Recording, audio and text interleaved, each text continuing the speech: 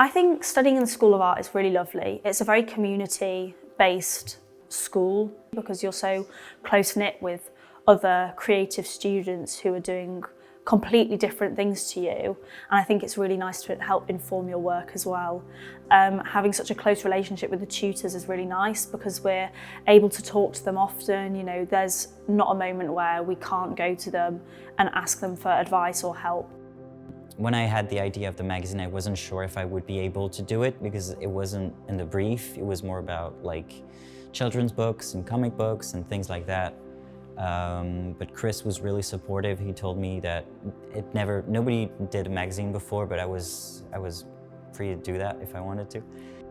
Holograph making actually isn't one that's purposely taught, but Paul Croft, he put it as one of the weeks during our reading week, so it was optional. So a lot of us didn't go in, but I did because I was really curious about how you could make these plates out of just nothing, like out of all these materials.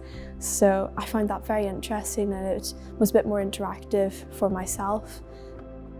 Julian, he suggested to go much larger, and I think that helped with the way I paint, because I think if I painted much smaller with the light, it might have been a bit more compacted.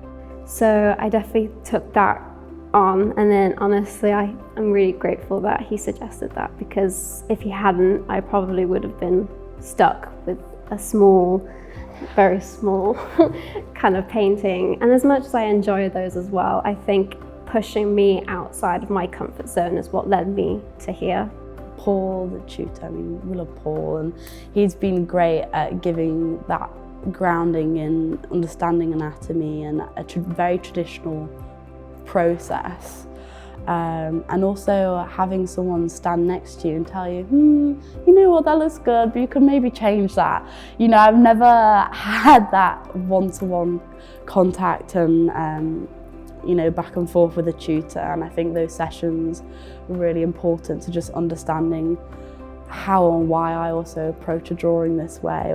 Having tutors that really understand what you're trying to do is so important, and you're really able to go to them with any questions, and if you're feeling like you're struggling, they are always there to help. And I think that support is really, really helpful, and it's really essential, especially when, you know, you're taking a lot of steps and strides that are very nerve-wracking, and sometimes you might be trying something you've never tried before and they might have gone horribly wrong, and that is one of the crucial stages of being an artist, or, you know, having a discipline.